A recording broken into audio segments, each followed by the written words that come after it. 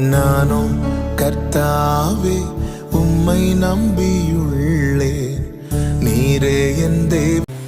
எரேமியா தீர்க்கதரிசன புஸ்தகம் 29வது அதிகாரம் அதனுடைய 13, 14 வசனங்களை வாசிக்க கேட்கலாம். எரேமியா 29, 13, 14 வசனங்கள். உங்கள் முழு இதயத்தோடும் என்னை தேடினீர்களானால் என்னை தேடுகையில் கண்டுபிடிப்பீர்கள். நான் உங்களுக்கு காணப்படுவேன் என்று கர்த்தர் சொல்லுகிறார். நான் உங்கள் சிறையிருப்பை திருப்பி நான் உங்களை துரத்திவிட்ட எல்லா சாதிகளிலும் எல்லா இடங்களிலும் இருந்து உங்களை சேர்த்து நான் உங்களை விலக்கி இருந்த ஸ்தலத்துக்கே உங்களை திரும்பி வர பண்ணுவேன் என்று கர்த்தர் சொல்லுகிறார். கரங்களை உயர்த்தி ஹல்லேலூயா. பாபிலோன் சிறையிருப்பிலே மீந்திருக்கிறவர்களுக்கு இந்த வார்த்தை எழுதப்படுகிறது. மீந்திருக்கிறவர்களுக்கு சிறையிருப்பில் இருக்கிறாங்க, ஆனாலும் தப்பி இருக்கிறாங்க. பிரச்சனையில் இருக்கிறாங்க, ஆனாலும் காப்பாற்றப்பட்டு கொண்டிருக்கிறார்கள். பக்கத்தில் 1000, வலது புறத்தில் 10,000 விழுந்துச்சு, விழாம இருக்கிறாங்க. எப்படின்னு கேட்டா கிருபைன்னு சொல்றதை தவிர வேற சொல்வதற்கு ஒன்றுமில்லை. அப்படிப்பட்டவர்களுக்கு சொல்லப்பட்ட வார்த்தை, இங்க பாரு, நான் திருப்பி கொண்டு வருவேன், உன்னை நான் பூர்வ நிலையில ஸ்தாபிப்பேன், விழுந்து போன கூடாரத்தை நான் திரும்ப எடுப்பிப்பேன், அநேக இக்கட்டுகளை ஆபத்துகளை காணும்படி செய்த உன்னை திரும்ப நான். எத்தனை பேர் நம்புறீங்க என் ஆண்டவரால் எல்லாவற்றையும் திரும்பி வர பண்ண முடியும்? திரும்பி வர பண்ணுவேன். ஆமென். ஆண்டவர் இந்த காரியத்தை எரேமியாவை கொண்டு எழுதுகிறார். ஒரு பெரிய நம்பிக்கை அங்க கொடுக்கிறார். நம்பிக்கை, நீ என்ன தேடு, என்ன தேடு.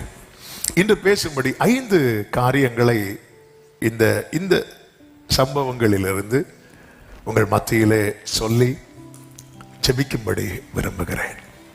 முதல் காரியம், கர்த்தர் தரும் விடுதலையே மெய்யான விடுதலை. இந்த சத்தியத்தை எல்லாரும் புரிந்து கொள்ள வேண்டும். இந்த சம்பவத்தை நான் சொல்லும்படி விரும்புகிறேன். சரித்திரத்துக்குள்ள ரொம்ப போகல, நான் ஆவிக்குரிய கண்ணோட்டத்தோடு சொல்ல விரும்புகிறேன். 28வது அதிகாரத்தில் நீங்க பாத்தீங்கன்னா, அனனியான்கிற தீர்க்கதரிசி ஒரு பெரிய தீர்க்க தரிசனத்தை சொல்லுகிறான். அவனை தீர்க்கதரிசி என்றுதான் வேதமே சொல்லுகிறது. ஆனால் அவன் சொன்ன தீர்க்க தரிசனம் என்பது அது கர்த்தரிடத்திலிருந்து வந்ததா என்பதுதான் இங்க ஒரு பெரிய கேள்வியாக மாறுகிறது. அந்த தீர்க்க தரிசனம் என்ன சொல்லுகிறான் என்றால், அவன் சொன்ன தீர்க்க தரிசனம் கேட்பதற்கு ரொம்ப எல்லாருமே கேட்க விரும்புகிற தீர்க்க தரிசனம். ஏற்கனவே கர்த்தர் என்ன உரைத்திருக்கிறார் என்றால், பாபிலோனின் சிறையிருப்பு நீங்குவது 70 வருடம் ஆகும் என்று உரைத்திருக்கிறார். ஆனால் இந்த தீர்க்கதரிசி தீர்க்க தரிசனம் எப்படி உரைக்கிறான் என்றால், அதனுடைய 2வது வசனத்துல இஸ்ரவேலின் தேவனாகிய சேனைகளின் கர்த்தர் உரைக்கிறது என்னவென்றால், பாபிலோன் ராஜாவின் நுகத்தை முறித்தேன். அதாவது ஒரு நுகத்துக்குட்பட்டிருக்கிறவன் கேட்க விரும்புகிற தீர்க்க தரிசன வார்த்தை. உண்மையில இந்த நுகத்துக்கு உட்பட்டு ஜனங்கள் காணப்பட போகிறார்கள். அதற்கு அடையாளமாய் ஒரு நுகத்தை மாட்டிட்டு ஒரு ஆள் இருக்கிறார். யார் தெரியுமா? எரேமியா. அதற்கு முந்தின 27வது அதிகாரத்தில் கர்த்தருடைய வார்த்தை எரேமியாவுக்கு உண்டாகி 2வது வசனத்தில் சொல்லுகிறார், நீ உனக்கு கயிறுகளையும் நுகங்களையும் உண்டு பண்ணி அவைகளை உன் கழுத்திலே பூட்டி கொண்டுன்னு சொல்றார். ஒரு மரத்தால ஒரு நுகத்தை உண்டு பண்ணி இப்படி ஒரு நுகம் அதை கழுத்துல மாட்டிட்டு அப்படி இருக்கிறார். தீர்க்கதரிசி ஒரு அடையாளமா, இப்படிதான் இஸ்ரவேல் ஜனங்கள் யாருக்கு பிடியில இருக்க போறாங்க? பாபிலோனியர் பிடியில இருக்கிறாங்க. சரி, அந்த காரியத்தை விடுவோம், நான் செய்திக்கு வர விரும்புகிறேன். அப்போ ஒரு நுகத்துக்கு உட்பட்டு இருக்கிறவன் உண்மையிலே எதை கேட்க விரும்புவான் என்றால், கர்த்தர் நுகத்தை முறிப்பார் என்பதை கேட்க விரும்புவான். ஆமென். இங்கே அதுதான் சொல்லப்படுகிறது. என்ன தீர்க்க தரிசனம் உரைக்கப்படுகிறது? பாபிலோனின் ராஜாவின் நுகத்தை முறித்தேன். 28:2 நுகத்தை முறித்தேன். எவ்வளவு நாளுக்குள்ள முறிப்பேன் என்று சொல்லுகிறார். 3வது வசனத்திலே, பாபிலோன் ராஜாவாகிய நேபுகாத் நேச்சர் இவ்விடத்திலிருந்து எடுத்து பாபிலோனுக்கு கொண்டு போன கர்த்தருடைய ஆலயத்தின் பணிமுட்டுகளை எல்லாம் நான் 2 வருஷ காலத்திலே இவ்விடத்துக்கு திரும்ப வர பண்ணுவேன். அல்லேலூயா. இப்போ நான் ஒண்ணு கேட்கிறேன் உங்ககிட்ட. ஆமென். என்ன கேட்கிறேன் அப்படின்னா, உங்களை நோக்கி 2 பேர் ப்ராஃபஸி சொல்றாங்க. ஒருத்தர் சொல்றாரு கர்த்தர் நுகத்தை முறிப்பார், 70 வருஷத்துல நடக்கும். இன்னொருத்தர் சொல்றாங்க கர்த்தர் நுகத்தை முறித்தார், 2 வருஷத்துல நடக்கும். நமக்கு எது தேவை? என்ன கோரஸ்? இதுதானே நம்மளை கவருது.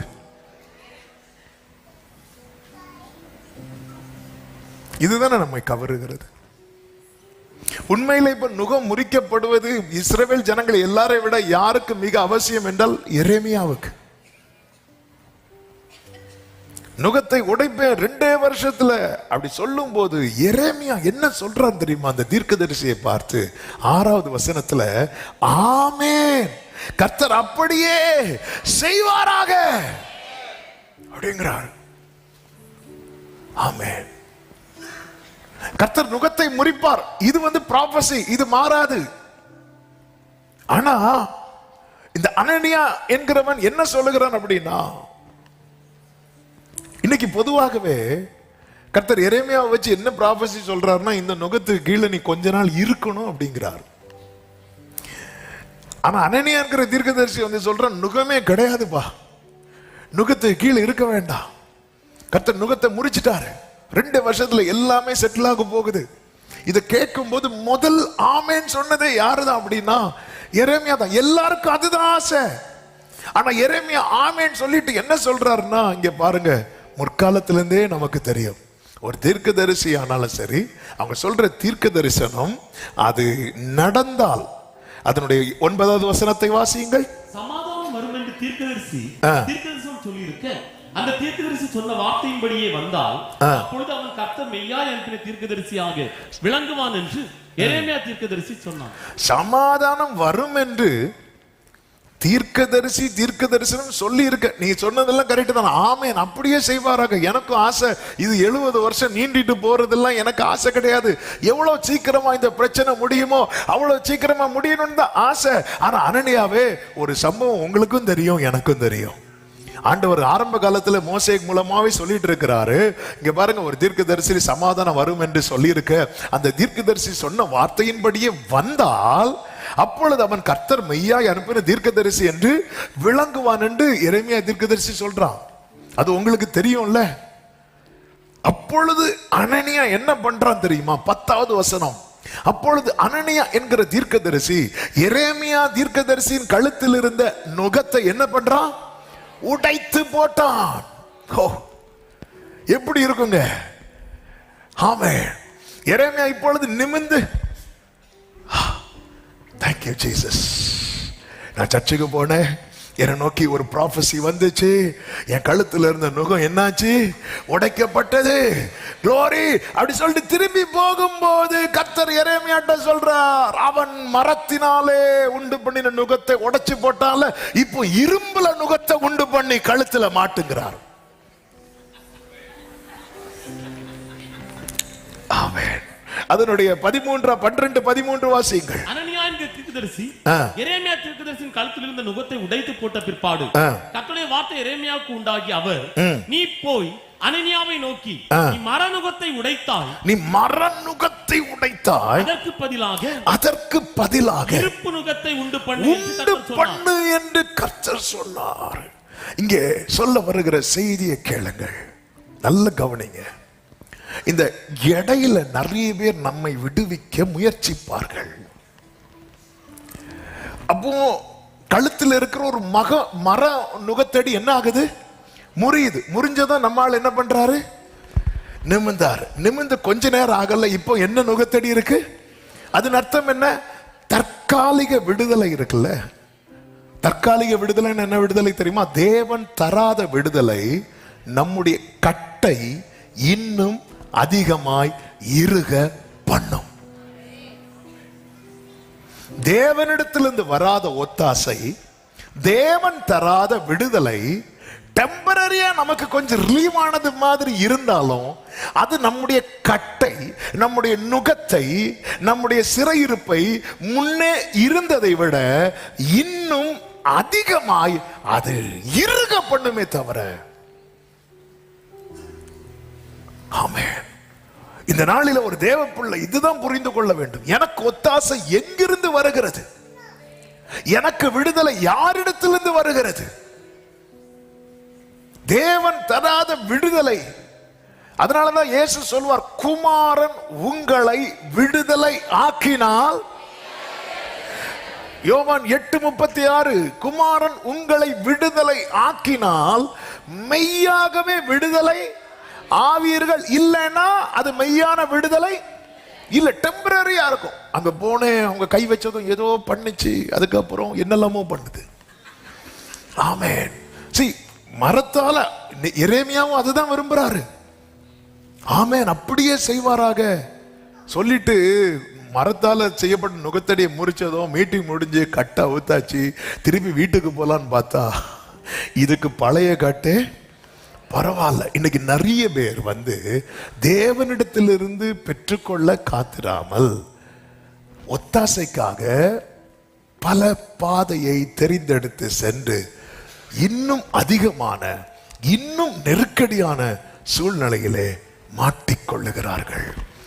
ஆவியானவர் சபைகளுக்கு சொல்லுகிறதை காதுள்ளவன் கேட்க கடவன். நமக்கு ஒத்தாசை எங்கிருந்து கிடைக்கிறது? அதாவது ஒரு பிரச்சனையிலிருந்து ரிலீவ் ஆகிறதற்கு நான் ஜோம் பண்ணி பார்த்தேன், ஆண்டவர் என்ன வெயிட் பண்ண சொல்றாரு, இது வேலைக்கு ஆகாது, நம்ம வேற ஏதாவது இருக்கா, இன்னொரு வழியா போய் இதுல இருந்து ரிலீவ் ஆகி இங்க போய் மாற்றுறது. ஆமே. ஒரு பிரச்சனையிலிருந்து வெளியே இன்னொரு பிரச்சனை, இது மாற்றுனது பெரிய பிரச்சனை. அதாவது பஞ்சகாலத்துக்கு தப்புவிக்க எகிப்துக்கு போய் எகிப்துல மாட்டினாங்க பாத்தீங்களா? எகிப்துல போய் போனதே எதுக்கு? பஞ்சகாலம். பஞ்சகாலம் எத்தனை வருஷம்? 7 வருஷம். 7 வருஷம் முடிஞ்சது, யோசேப்பு காலம் முடிஞ்சது. யாருக்காவது திருப்பி வரணும்னு தோணுனாங்களா? இல்ல. பஞ்சகால பிரச்சனையை விட பெரிய பிரச்சனை எகிப்து பிரச்சனை. அதனாலதான் ஒரு தேவ பிள்ளை புரிந்து கொள்ள வேண்டும், ஒத்தாசை வரும் பர்வதங்களுக்கு நேராக எல்லாரும் கண்களை ஏறெடுக்கும் போது ஒரு தேவ பிள்ளைக்கு தெரியணும், எனக்கு ஒத்தாசை பர்வதங்கள்ல கிடையாது, எனக்கு ஒத்தாசை வானத்தையும் பூமியையும் உண்டாக்கின கர்த்தரிடத்திலிருந்து வருகிறது. பிதா கிட்ட இயேசு கேட்கிறார், இந்த பாத்திரம் என்னை விட்டு நீங்க கூடுமானால் நீங்கும்படி செய்யும் என்று கேட்கிறார். பிதா ஏதாவது பதில் சொன்னாரா? அமைதியா இருந்துட்டார். பிலாத்து அடுத்த நாளே ஆஃபர் வைக்கிறோம், நான் நினைச்சா விடுவிக்க முடியும் தெரியுமா? அப்போ இயேசு என்ன தெரியுமா? அமைதி ஆயிட்டார். என் வாழ்க்கையில கர்த்தர் அமைதி ஆயிட்டார்னா எனக்கு ஆஃபர் பண்ண 4 பேர் வந்தாலும் அவங்க முன்னாடி நான் அமைதியாயிரும். அந்த இடத்துல இயேசு ஒரு வேளை மாம்சீகமா கொஞ்சம் யோசித்து, அப்படியா பிலாத்துவே, அப்ப நீங்க என்ன காப்பாற்றிட்டீங்கன்னா நான் உங்க வீட்டுல அப்படி செய்வேன் இப்படி செய்வேன் ஏதாவது சொல்லி ஒரு வேளை அங்கிருந்து காப்பாற்றப்பட்டார்னு வைங்களேன், இயேசுவுக்கு திரும்பி போய் எங்க நின்றுக்க முடியாது தெரியுமா?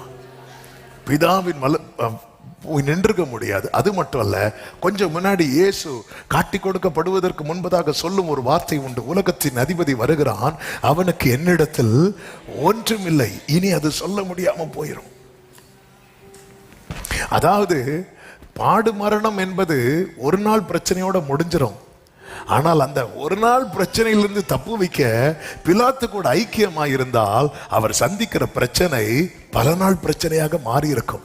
இன்னைக்கு அதே போலதான் ஒரு பிரச்சனையிலிருந்து தப்ப கர்த்தரிடத்தில் சகாயம் தேடாமல் நம்ம இன்னொரு ட்ராக்கை நோக்கி பயணிக்கிறது நிமித்தமாய் அந்த பிரச்சனை நெடுநாள் பிரச்சனையாய், பல நாள் பிரச்சனையாய், இன்னும் ஏன் தலைமுறை பிரச்சனையாகவே அது மாறுகிறது. கர்த்தருக்கு மகிமை உண்டாவதாக. எனக்கு ஒத்தாசை எங்கிருந்து? தேவன் தருகிறார். அதனாலதான் நிறைய பேர் பார்த்திருக்கீங்களா, சில சொல்லுவாங்க, நீங்க இங்க போனீங்கன்னா உடனே அங்க போனீங்கன்னா எல்லாருக்கும் அதுதான் தேவை. வியாதியில் இருக்கிறவங்களுக்கு உடனே வியாதி மாறணும்னு தான் எல்லாருமே விரும்புவோம். ஆமா, பிரச்சனையில் இருக்கிறவங்க பிரச்சனை மாறினது, அந்த விடுதலை எங்கிருந்து வருகிறது? இன்னைக்கு அநேகர் அந்த தற்காலிக விடுதலைக்காக, நல்ல புரிந்து கொள்ளுங்கள், தேவன் தருகிற சுகம் தற்காலிக சுகம் கிடையாது. நீ சமாதானத்தோட போய் உன் வேதனை நீங்கி. இதுதான் கர்த்தர் தருகிற சுகம். 2 நாள் நல்லா இருக்கிற, 3ஆவது நாள் நான் திரும்ப திரும்ப போறேன், அது அல்ல. இது தற்காலிக விடுதலை. ஆண்டவர் என்ன சொல்லுவார் தெரியுமா? நீ எழுந்து உன் படுக்கையை எடுத்துக்கொண்டு நட, அப்படிதான் சொல்லுவார். ஆமென். இன்னைக்கு ஒரு தேவ பிள்ளைக்கு இதுதான் தேவை. கேட்கிறதுக்கு எல்லாமே நல்லாதான் இருக்கு. அதனாலதான் ஏசாயா, கர்த்தருக்கு மகிமை உண்டாவதாக, அதனுடைய 8வது அதிகாரம் 6, 7, 8 வசனங்களிலே சொல்லப்பட்டிருக்கிறது. இந்த ஜனம் மெதுவாய் ஓடுகிற சீலோவாவின் தண்ணீர்களை என்ன பண்றாங்க?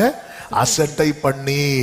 வாசிங்க. ரேத்சீனையும் ரெமலியாவின் குமாரனையும் சார்ந்து சந்தோஷிக்கிறபடியினால் இதோ ஆண்டவர் வல்லமையுள்ள திரளான ஆற்று நீரை போன்ற அசிரியாவின் ராஜாவையும் அவனுடைய சகல ஆடம்பரத்தையும் அவர்கள் மேல் புரள பண்ணுவார். எஸ், ஆண்டவர் சொல்லி மெதுவாய் ஓடுகிற இவர் இப்படிதான், இப்ப தருவேன் நாளைக்கு தருவேன்னு சொல்லிட்டு இருப்பார். இதெல்லாம் வேலைக்காகாது. நம்ம இன்னொரு டீமை சார்ந்து கொள்வோம், இன்னொரு கூட்டத்தில் போய் சேர்ந்து கொள்வோம். இது என்ன ஆகுது அப்படின்னா, ஒரு பெரிய பிரச்சனையில போய் முடிய போகுது என்று ஆண்டவர் ஏசாயா தீர்க்கதரிசியை கொண்டு வான் பண்ணுகிறார். சவுலை பாருங்கள். சவுலுக்கு எல்லாம் பிரச்சனை மேல பிரச்சனை வர ஆரம்பிச்சிட்டு, இப்பொழுது அவன் என்ன பண்றான்னா, எனக்கு ஒரு வார்த்தை வேணும்னு தேட ஆரம்பிக்கிறான். இதுவரை தேடாதவன் இப்பொழுது தேட ஆரம்பிக்கிறான். 1 சாமுவேலின் புஸ்தகம் 28வது அதிகாரம் அதனுடைய 6, 7 வசனங்களிலே சவுல் கர்த்தரிடத்தில் விசாரிக்கும் போது கர்த்தர் அவனுக்கு சொப்பனங்களினாலாவது ஊரிமினாலாவது தீர்க்கதரிசிகளினாலாவது என்ன செய்யவில்லை? மறு உத்தரவு அருளவில்லை. நல்ல கவனிங்க. நான் ஆண்டவர்கிட்ட தேடி ஆண்டவர்கிட்ட ஒரு வார்த்தைக்காய் காத்திருந்து எனக்கு பதில் வரலன்னா நான் என்ன தெரியுமா செய்யணும்? ஏன் பதில் வரல? இதை பார்த்து சரி பண்ணணும். ஆனா சவுலுக்கு இதை சரி பண்ண மனம் இல்லை. அவன் என்ன செய்தான் தெரியுமா? அடுத்த வசனத்தில் சொல்லப்பட்டிருக்கிறது, அப்பொழுது சவுல் தன் ஊழியக்காரரை நோக்கி, அஞ்சனம் பார்க்கிற ஒரு ஸ்திரீயை தேடுங்கள், நான் அவளிடத்தில் போய் விசாரிப்பேன் என்று ட்ராக்க மாத்துறான். ஏன்? நான் ஜெபம் பண்ணி பார்த்தேன், எனக்கு கிடைக்கல. நான் வார்த்தையை தேடி தேடி பார்த்தேன், எனக்கு கிடைக்கல. அதனால என்னாச்சு? நான் ட்ராக்க மாத்தினேன். ட்ராக்க மாத்தி போனான் அல்லவா, அவன் நினைச்சது போல காரியம் நடந்தது போல இருந்தது. அவன் நினைச்சது போல யார் வந்திருக்கிறா? வயசான ஒருத்தர் தாடி வச்சு, இது யாருதான் பாத்தியா, அங்க தேடி கிடைக்கல, இங்க தேடி கிடைச்சி. ஆனா கிடைச்சி என்னாச்சு தெரியுமா? பொத்துன்னு விழுந்து கிடக்குறான். அது அவனுக்கு விடுதலைக்கான தேடல் அல்ல, அது அவனுக்கு அழிவுக்கான தேடலாய் மாறினது. ஆமென். அதாவது ஆண்டவர் இஸ்ரவேலரை ஆதாம் ஏவாளை சோதிப்பதற்காக ஒரு கனியை வச்சிருக்கிறார். அந்த சோதனையின் கனி தான் நன்மை தீமை அறியத்தக்க கனி. இந்த சோதனையை இவங்க ஜெயிச்சிட்டாங்கன்னா அடுத்து என்ன கனியை கொடுக்க போறாருன்னா, ஜீவ விருட்சத்தின் கனியை கொடுக்க போறார். இந்த ஜீவ விருட்சத்தின் கனியை உங்களுக்கு கொடுக்கிறதுக்கான டெஸ்ட் தான் நன்மை தீமை அறியத்தக்க கனி. இவங்க என்ன பண்ணிருக்கணும்னா, இதை பொறுமையா இருந்து இதை கை வைக்காம இருந்திருப்பாங்கன்னா அந்த மேன்மையை கொடுத்திருப்பார். ஆனா சாந்தா உள்ள புகுந்து என்ன பண்ணிட்டான் தெரியுமா? இதையும் கை வைக்க வச்சுட்டான். இதனால அவங்க ஜீவ விருட்சத்தின் கனியை என்றென்றைக்கும் என்று இழந்து போனார்கள். புதிய ஏற்பாட்டில் தான் கர்த்தர் சொல்லுகிறார், ஜெயம் கொள்ளுகிறவன் எவனோ பரதீசின் மத்தியில் இருக்கிற. அப்ப நிச்சயமா இந்த பரீட்சையில ஆதாமும் ஏவாளும் ஜெயிச்சிருந்திருப்பாங்கன்னு வைங்கள, ஜெயிச்சிருந்திருப்பாங்க. கர்த்தர் எதை கிஃப்டா கொடுத்திருப்பார் தெரியுமா? ஜீவவிருட்சத்தின் கொடுத்திருப்பார். நம்ம இப்படி கஷ்டப்பட வேண்டிய ஒரு அவசியமும் வந்திருக்காது. கையில மாட்டட்டும், அப்படிதான் நமக்கு தோணும். ஒரு பழத்துல போய் எங்க வாழ்க்கையை முடிச்சிட்டீங்களே, அதான் ஹல்லேலூயா. ஒரு சின்ன காரியத்தை செஞ்சதுனால தலைமுறையா கஷ்டப்பட வேண்டிய ஒரு சூழ்நிலை இருக்கு. அந்த ஜெயம் கொடுக்க கூடாதுன்னு எதுவுமே வைக்கல. கொஞ்சம் பொறுத்துக்கோ, கொஞ்சம் பொறுத்துரு. அதனாலதான் ஒரு தேவ பிள்ளை இதை புரிந்து கொள்ளணும். ஆண்டவர் நீங்க தராத சுகம் கிடையாது. டெம்பரரி. இன்னைக்கு நல்லா இருக்கிறது போல இருக்கும், ஆனா நாளைக்கு அது ஒரு பெரிய கட்டுல போய் மாட்டிக்கொள்வாங்க. சொல்லுவோம், இங்க போய் மந்திரம் பண்ணுங்க, அங்க போய் இவங்களை பாருங்க, இங்க போய் இதை பண்ணுங்க, உடனே பாருங்க அவங்க போய் சொன்னாங்க, அப்படி உடனே எல்லாமே கட்ட கட்ட கட்ட கட்ட நடக்கிறது போலதான் இருக்கும். ஆனா ஒரு பெரிய ட்ராப் அது. தேவ பிள்ளைகளுக்கு ஆவியான ஒரு எச்சரிக்கிற வார்த்தை இது. மெதுவாய் ஓடுகிற சீலவாமின் தண்ணீரை அசட்டை பண்ணாத. அது மர நுகத்தை மாற்றி இரும்பு நுகத்தை கொண்டு பண்ணும். ஆமென். மர நுகத்தை சுமந்து, அதாவது இரும்பு நுகம் ஏறும்போது நம்ம மனசு என்ன சொல்லணும்? இதுக்கு அந்த மரநுகமே பரவாயில்ல. அதாவது தேவன் திராணிக்கு மேல எதுவுமே தோல்ல ஏத்த மாட்டார். ஆனா இன்னைக்கு திராணிக்கு மேல நம்ம தோல்ல ஏறதுக்கு காரணம் என்ன தெரியுமா? நாம இன்னொரு பாதையை தெரிந்தெடுத்தது. அவர் ஃபர்ஸ்ட் சிம்பிளா தான் அதை தூக்கிட்டு எரேமியாவால நிக்க முடியுது, பேச முடியுது, எல்லாம். அப்போ ஒரு நுகம் தோல்ல இருக்குது, கர்த்தர் வச்சிருக்கிறார். புலம்பல்ல ஒரு வசனம் இருக்கு பாருங்க. புலம்பலின் புஸ்தகம் 3வது அதிகாரம். எரேமியா புஸ்தகம் முடிந்து வரும். புலம்பல் 3வது அதிகாரம் அதனுடைய 27 முதல் வாசியுங்கள். நான் தன் இளம் பிராயத்தில் நுகத்தை சுமக்கிறது மனுஷனுக்கு நல்லது. அவரே அதை தன்மேல் வைத்தார் என்று அவன் தனித்திருந்து மௌனமாய் இருக்க கடவன். அடுத்த வார்த்தை, நம்பிக்கைக்கு இடம் உண்டோ என்று தன் வாயை தூளில் நுழைந்து. அடுத்த வார்த்தை 31, ஆண்டவர் என்றென்றைக்கும். அதன் அர்த்தம் என்ன? இந்த நுகம் என்னைக்குமே இருக்காது. அடுத்த வார்த்தை, அவர் சஞ்சலப்படுத்தினார், தமது மிகுந்த கிருபையின்படி இறங்குவார். ஆமென். அடுத்த வார்த்தை, அவர் மனப்பூர்வமாய் மனுபுத்திரரை சிறுமையாக்கி சஞ்சலப்படுத்துகிறார். அவர் மனப்பூர்வமா, இவன் கஷ்டப்படணும் அப்படின்னு படுத்துனதல்ல. கர்த்தர் ஒரு நுகத்தை நம்ம மேல ஏற பண்றாருன்னா அதுக்கு பின்னாக ஒரு பெரிய திட்டம் இருக்கிறது. அதனால அவர் அனுமதிச்சிருக்கிறார். இயேசு இந்த பாத்திரத்தை விட்டு நீங்க கூடுமானால் நீங்கும்படி செய்யும் என்று ஜெபம் பண்ணி முடிச்சிட்டு வரும்போதே அந்த பாத்திரத்தை தட்டி விடுறதுக்கு பேதுரு கத்தி எடுத்தான்ல. இப்படி தட்டி விடுற நிறைய பேர் வருவாங்க. நமக்கு அவங்கள தான் ரொம்ப பிடிக்குது. இல்ல பேதுருவே, பட்டயத்தை உரையில போடு. ஆமென்.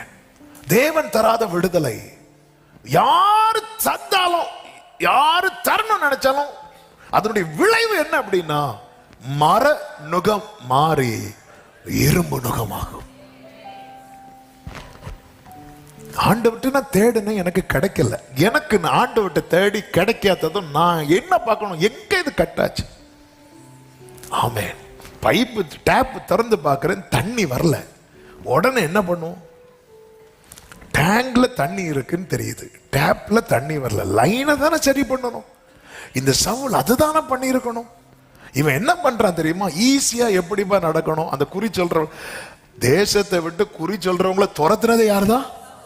சவுல். கர்த்தரோடு உறவுல இருக்கும் போது குறி சொல்றவங்க யாரும், நாள் பார்க்கிறவங்க, குறி சொல்றவங்க ஒருத்தர் கூட என் எல்லையில் இருக்க கூடாதுன்னு துரத்துனவன் இவன் தேவனோடு உள்ள உறவு துண்டிக்கப்பட்டாகிவிட்டது. இது இது இது இது பிரச்சனைக்கு ஒரு நிரந்தர தீர்வு கிடைக்க மாட்டேங்குது. என்ன பண்ணலாம்? சரி, எல்லாரும் போற ட்ராக்ல நம்மும் போலான்னு சொல்லிட்டு இவன் கொண்டு வரான். அதனாலதான் வேஷம் மாறி போறான். சவுல் சொன்னா அவ சொல்ல மாட்டான், எனக்கு தெரியாதுன்னு சொல்லிடுவா. ஏன்னா சவுல் தான் துரத்தி இருக்கிறான். தேவன் தருகிற விடுதலை அது மெய்யான விடுதலை. பதில் இல்லையா? ஏன் வரல எனக்கு பதில்? எல்லாரும் ஜெபம் பண்ணும் போது பதில் கொடுக்குறீங்களே ஆண்டவரே. எல்லாருக்கும் சொப்பனத்தினாலாவது தரிசனத்தின ஏதோ ஒரு விதத்துல நீங்க பேசுறீங்களே, கன்ஃபார்ம் பண்றீங்களே ஏதோ ஒரு விதத்துல. இன்னைக்கு ஏன்னா சவுல் வாழ்க்கையில இந்த பதிலை அவன் பார்த்தவன். கழுதையை தேடி போகும்போது கர்த்தர் எல்லாவற்றையும் அடையாளங்களினாலே அவனுக்கு உறுதிப்படுத்துகிறார். ஆனா இன்னைக்கு அது கம்ப்ளீட்டா கட் ஆயிட்டு. அப்படி கட் ஆனதும் நீ என்ன செஞ்சணும்? சவுலே, நீ வெயிட் பண்ணணும்ல, நீ வெயிட் பண்ணணும்ல, தாவீதை போல அழணும்ல. இப்படி பரிசுத்த ஆவியை விட்டு எடுத்துறாதீங்க, நீ வெயிட் பண்ணி. இன்னைக்கு அதுக்கெல்லாம் டைம் இல்லை. மெதுவாய் ஓடுகிற சீலவாமின் தண்ணீரை அசட்டை பண்ணி சரி அங்க போகும். அவங்க போய் அவங்க போனதும் ஏதாவது ஒண்ணு சொல்லுவாங்க. நமக்கு என்னன்னா யாராவது ஏதாவது ஒண்ணு, என் காது ஏதோ ஒன்றை கேட்க கூடாது. என் காது கர்த்தர் தீர்மானித்ததை மட்டும்தான் கேட்கணும். கர்த்தர் சொன்னதை மட்டும்தான் கேட்கணும். ஆண்டவர் 10 வருஷம் சொன்னார்னா அதுதான் என் காதுல கேட்கணும்.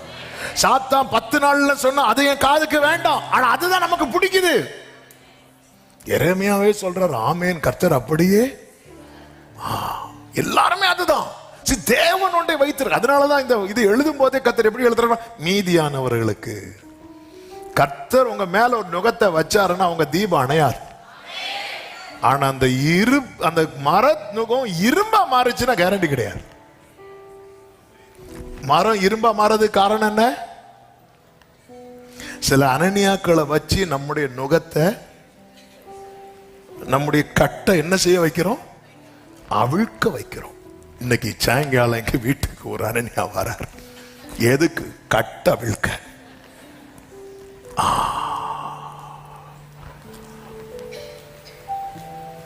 ஒரு தேவ பிள்ளைக்கு இந்த தெளிவு தேவை. சந்தோஷம்தான் ஆண்டவரே, இவங்க மூலமா சொல்லி இருக்கிறீங்க, சந்தோஷம்தான். ஆனா இது நீங்க அனுப்பாத வார்த்தைன்னா வேண்டாம்பா. குமாரன் உங்களை விடுதலை ஆக்கினார். மெய்யாகவே 10 நாளில் உங்களுக்கு இது செய்து தரப்படும், 20 நாளில் இது இப்படி எல்லாம் கேட்கும் போது இது இது இது இது இது நமக்கு இது நம்மை கவரக்கூடியது. இது நம்மை கவருகிறது. அனனியா சொல்றான், 70 வருஷமா 2 வருஷத்துல நான் பண்ணி தரேன். எரேமியா சொல்றாரு, நீ சொல்றபடி ஆவதாக. ஆனா கர்த்தர் அனுப்பாம இங்க பாரு, மர நுகத்தடி அதே போல கட்டும் உடையுது, கண்களுக்கு முன்பாய் கட்டு உடையுது. எரேமியா வீட்டுக்கு போகும்போது ஆண்டவர், வெயிட் பண்ணு, இரும்புல ஒரு நுகத்தை கொண்டு வா.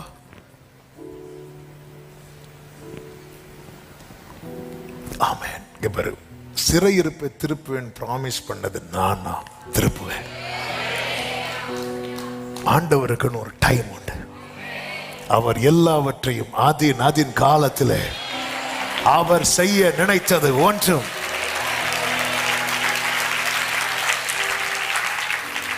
டெம்பரரி ரிலீஃபுக்காக தேவனை விட்டு பின்வாங்கிறாதீங்க.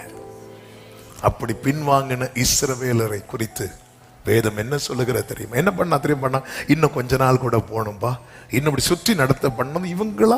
இவங்களா ஒரு பிளானுக்குள்ள வராங்க. நம்ம ஒரு தலைவனை ஏற்படுத்துவோம், நம்ம நடப்போம், நம்ம எகிப்துக்கு போவோம்.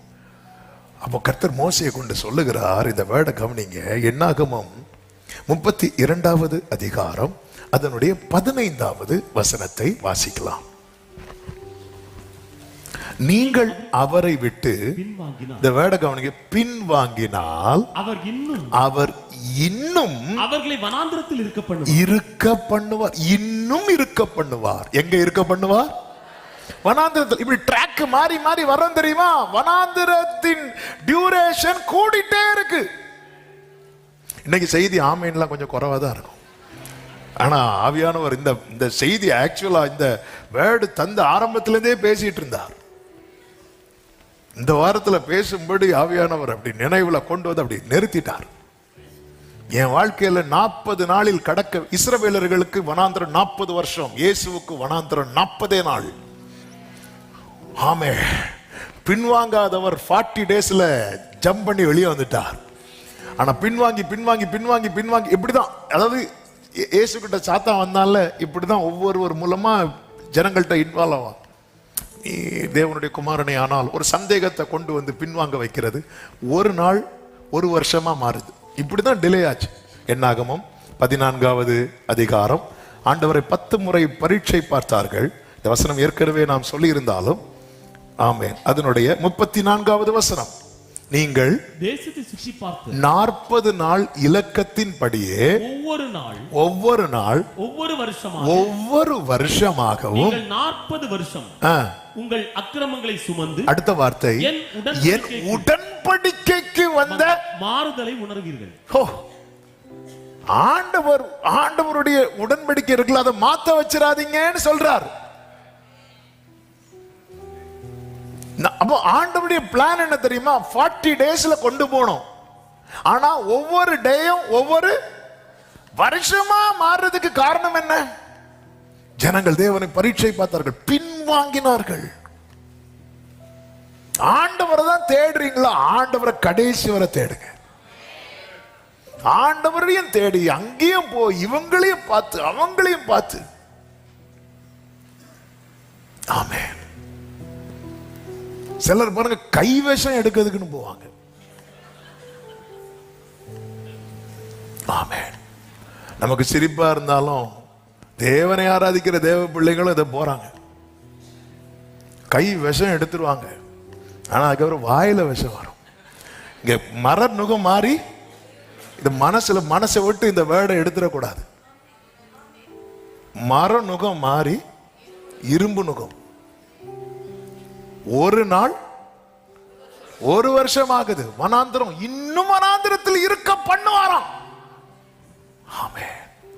நம்ம என்ன நினைக்கிறது தெரியுமா? அந்த டைம்ல ஆண்டவரேன்னு கூப்பிட்டா மண்ணா கிடைக்கும். வனாந்திரத்தை தாண்ட மாட்டேன். நீ வனாந்திரத்தை தாண்டணும்னா உத்தம இருதயத்தோடு. என் தாசனாகி யோசுவா வேற ஆவியுடையவன். ஒரு நாள் ஒரு வருஷமாய் 40 நாள் 40 வருஷம் ஆச்சு. இதுல பாதிக்கப்பட்டது யாரு தெரியுமா? யோசுவா பாதிக்கப்பட்டான். ஆனால் யோசுவாவுக்கு பலன் குறையல. ஆமென். என்னதுன்னு அர்த்தம்? ஆண்டவர் உங்களை வனாந்திரத்தில் எவ்வளவு இருக்க வைக்கிறாரோ அவ்வளவு உங்களுக்கு ஆயுள் கட்டி. ஆமென். 25 வருஷம் ஆபிரகாமை காத்திருக்க வைத்தார்ல. ஆபிரகாம் எத்தனை வயசுல மரித்தான் தெரியுமா? 175. 25 வருஷம் காத்திருக்க வைத்தவன 75 வருஷம் அனுபவிக்க வைத்தார். ஆயுள் கட்டியாச்சா இல்லையா? ஆமென். யோபு எத்தனை தலைமுறை கண்டான் தெரியுமா? 4 தலைமுறையை கண்டான். ஒரு தலைமுறையில அத்தனை கஷ்டத்தை கண்டு கர்த்தரை விட்டு பின்வாங்காம இருந்தான்ல, அவனுக்கு 4 தலைமுறையை காண வைத்தார். ஆயுள் கட்டியாச்சா இல்லையா? ஆண்டவர் நம்மளை உட்கார வைக்கிறது மற்றவர்களுக்கு தான் பனிஷ்மெண்ட், காலேபுக்கு பனிஷ்மெண்ட் கிடையாது. நமக்கு என்னன்னா இன்னைக்கு ஜோம் பண்ணணும், நாளைக்கு பார்க்கணும், நாளை கழிச்சு போகணும் அப்படின்னா ஓகே. ஆண்டவர் எவ்வளவு அதான் மெதுவாய் ஓடுகிற சீலவாமின் தண்ணீரை நீ என்ன பண்ற தெரியுமா? அசட்ட பண்ற. என்னுடைய ஆசை என்ன நினைக்கிற? ஆண்டவருடைய ஆசை என்ன நினைக்கிற? நீடித்த நாட்களால் அவனை திருப்தியாக்கி. நம்ம அதை விட்டுட்டு உடனே அவ்வளவுதான் முடிச்சு. ஹல்லேலூயா. கர்த்தருடைய ஆலயத்துல பச்சையான ஒலிவ மரம் போல அவர்கள் கேதுரு மரங்களை போல இருப்பார்கள். இப்படிதான் ஒரு வளர விடுறார். கீழே வேர் பற்றி பூத்து காய்த்து அதை விட்டுட்டு திடீர்னு ஒரு மழை பெய்யும் பாருங்க, அப்படி ஒரு காளா முளைக்கும். கண்களுக்கு எப்படி இருக்கும் தெரியுமா? ஆஹா. அடுத்த நாள் பார்த்தா காளான். கர்த்தர் தேவ ஆண்டவர் அப்படி நமக்கு எந்த ப்ராமிஸுமே தரல. வனாந்திரத்தில் நடத்தி கொண்டிருக்கும் போது மோசே நிறுத்தி உபாகம் 1வது அதிகாரம் எடுக்க வேண்டாம், அப்படி நின்னு அப்படி திரும்பி பார்த்து சொல்றார், நீங்கள் இப்பொழுது இருக்கிறதை பார்க்கலாம் 1000 மடங்கு. நீங்க வேர்டை எப்பவுமே ஃபியூச்சரா பார்த்து போயிட்டே இருக்கணும். பின்வாங்கினா என்னாகும்? 32:15 ஒரு விசை கூட இந்த வசனத்தை உங்க கண்களை விட்டு திருப்பாதிருங்கள். நீங்கள் அவரை விட்டு பின்வாங்கினால் அவர் இன்னும் வனாந்திரத்திலே இருக்க பண்ணுவார். நான் இன்னும் வனாந்திரத்தில் இருக்கணுமா, வனாந்திரத்தை தாண்டணுமா என்பது நான் எடுக்கிற தீர்மானத்தில் இருக்கிறது. நான் என்ன தீர்மானம் எடுக்க போறேன்? நான் இன்னும் வனாந்திரத்தில் இருக்கணுமா, இன்னும் கஷ்டப்படணுமா? இல்ல ஆண்டவரே, இந்த வனாந்திரத்தை விட்டு வேதம் சொல்லுகிறது, ஆவியானவரின் பலத்தினாலே அவர் கலிலேயாவுக்கு போனார். 40 நாள்ல இயேசு கிறிஸ்து வனாந்திரத்தை தாண்டினாரே. ஆமே. நம்முடைய ஹீரோ முந்தின ஆதாம் அல்ல, நம்முடைய ஹீரோ பிந்தின ஆதாம். நம்முடைய ஹீரோ மோசே அல்ல, நம்முடைய ஹீரோ மோசேயிலும் பெரியவர். 40 நாள்ல வனாந்திரத்தை கடந்து வந்தவர். ஆமென் சொல்லுங்க பார்க்கலாம். கர்த்தர் தருகிற விடுதலை தான் மெய்யான விடுதலை. கர்த்தரிடத்திலிருந்து வராத எந்த விடுதலையும் அது இன்று விடுதலை போல தோன்றினாலும் அது நாளை இன்னும் பலத்த கட்டுக்குள்ளே தான் நம்மை கொண்டு போகும். ஆவியானவர் சபைகளுக்கு சொல்லுகிறதை காதுள்ளவன். ஆமென். 5ன்னு சொல்லிட்டானோ? ஹல்லேலூயா. இது ரொம்ப முக்கியம். சிலருக்கு பாருங்க உடனே நல்லா இருக்கு, உடனே எல்லாமே ஓகேயானது மாதிரி இருக்கு, அடுத்து ஒரு பெரிய யோசேப்பு லைஃப்ல விடுவிக்கப்படுவார், அகப்படுவார், விடுவிக்கப்படுவார், இப்படிதான் யோசேப்பு லைஃப் போயிட்டு இருக்கு. ஆனா 30வது வயசுல கர்த்தர் ஒரு விடுதலை கொடுத்தார் பாத்தீங்களா, அது பெர்மனன்ட் ரிலீஃப். ஆமா, போர்த்திபார் கண்ணுல தயை கிடைக்குது, என் வீட்டுல வந்து நெல் தான் திருப்பி உள்ள, இப்படிதான் போயிட்டே இருக்குது. குழியில தூக்கி போட்டாங்க, தூக்கி எடுத்தாங்க. தூக்கி எடுத்ததும் யோசேப்பு என்ன நினைச்சிருப்பா தெரியுமா, அப்பாடா, ஏன்னா அவர் அண்ணே அண்ணேன்னு கெஞ்சினார், அண்ணன் தூக்கிட்டார். தூக்கி முடிச்சதும் பார்த்தா 20 வெள்ளி காசுக்கு வச்சுட்டார். என்னன்னு இப்படி பண்ணிட்டீங்க, இதுக்கு நான் அந்த குழியிலே கிடந்திருப்பேன்.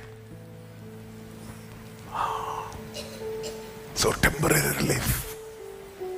ஏன்னா கர்த்தர் கை வைக்கல, கர்த்தர் அவனோடு இருந்தார் மட்டும்தான் இருக்கும் பைபிள்ல. அவன் தயை கிடைக்க பண்ணிட்டே இருந்தார், ஃபேவர் கிடைக்க பண்ணிட்டே இருக்கிறார். சிறையில் இருந்தால் அந்த ஃபேவர், நுகத்தில் இருந்தால் அந்த ஃபேவர், தீயை தண்ணீரை கடந்தால் அந்த தயவு கிடைச்சிட்டே இருக்கும். கர்த்தர் தருகிற விடுதலை. அவங்க அதை பண்றாங்க, இவங்க இதை பண்றாங்க. இவங்க கிட்ட போனா அவங்க உங்க வீட்டுல எங்க என்ன ஒளிச்சு வச்சிருக்காங்கன்னு, என்னத்தை ஒளிச்சு வைக்க போறோம், ஆமென், அவங்க எடுத்து தருவாங்க. இதெல்லாம் வந்து அப்படியே நம்மளை வந்து முட்டனை நமக்குலாம் பாருங்க. நான் கர்த்தரை தேடினேன், அவர்கள் அவரை நோக்கி பார்த்து பிரகாசம் அடைந்தனர். இந்த ஏழை கூப்பிட்டார், கர்த்தர் கேட்டார். எனக்கு தெரியும், அப்பா தராத விடுதலை எனக்கு விடுதலை கிடையாது. இந்த நுகத்துக்குள் இருந்தும் கர்த்தர் என்னை உயிரோடு வைத்திருக்கிறார் என்றால், இந்த நுகத்திலிருந்து கர்த்தர் எனக்கு ஒரு விடுதலை தருவார். நம்புறவங்க நல்ல கரங்களை சட்டி ஆண்டவருக்கு மகிமை.